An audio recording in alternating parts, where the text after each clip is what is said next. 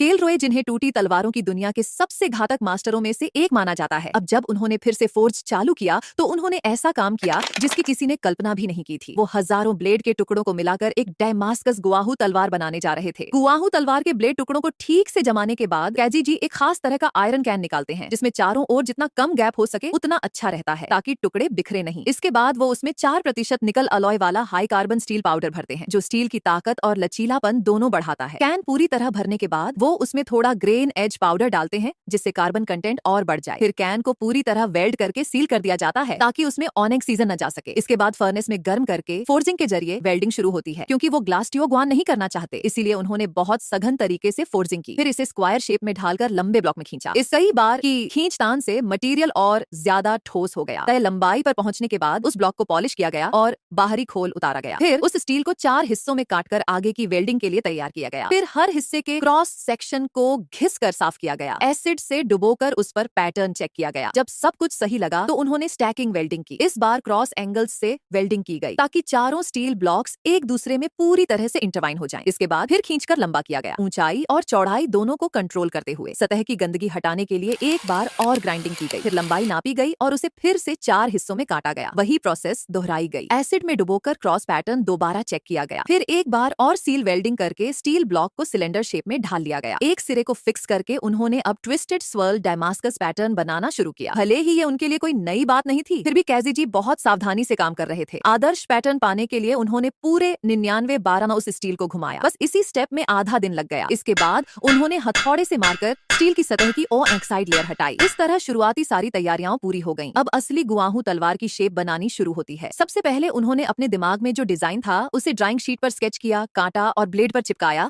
ताकि कटिंग के समय गलतियां न हो। टेबल सॉ से कटिंग करते हुए उन्होंने ब्लेड के अंदरूनी घुमाव वाले हिस्से को मोटे तौर पर काटा और बाकी के कोने किनारों को सैंड बेल्ट मशीन से साफ किया। जब शेप पूरी तरह पक्की हो गई तो हीट ट्रीटमेंट शुरू हुआ। ब्लेड को 1400 फ़ारेनहाइट से ऊपर तापमान वाले फर्नेस में गर्म किया गया और फिर तुरंत ऑनाइल में डालकर क्वेंचिंग की गई ताकि स्टील सख्त हो जाए। इसके बाद लेथ मशीन से उसे पॉलिश किया गया।